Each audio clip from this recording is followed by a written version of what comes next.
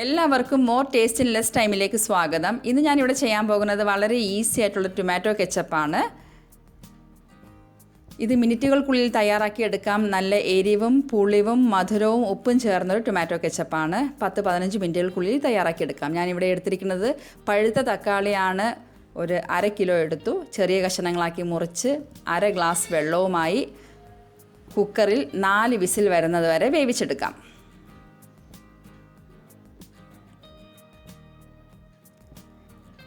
വെന്ത് വന്ന തക്കാളി ഒന്ന് തണുത്താറിയതിന് ശേഷം മിക്സിയിലിട്ട് നല്ലവണ്ണം അരച്ചെടുക്കാം. അരച്ചെടുത്ത തക്കാളി നമുക്ക് അരിച്ചെടുക്കാം.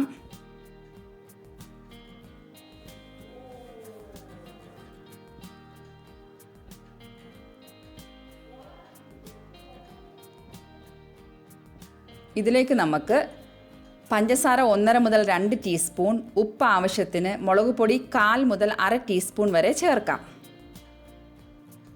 ഞാനിവിടെ ഉപ്പ് ചേർത്തു. ആവശ്യത്തിന് പഞ്ചസാര 1.5 മുതൽ 2 ടീസ്പൂൺ വരെ ചേർക്കാം. ഒന്ന് നിങ്ങളുടെ ടേസ്റ്റ് ക്രമീകരിച്ച് ചേർക്കണേ.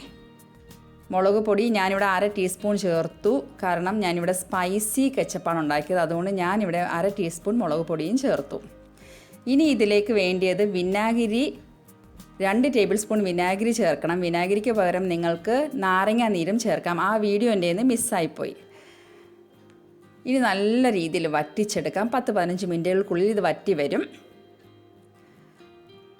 കഴുകി ഉണക്കി ഒരു കുപ്പിയിലാക്കി ഇത് ഫ്രിഡ്ജിൽ 3 ആഴ്ചയോളം നമുക്ക് സൂക്ഷിക്കാം.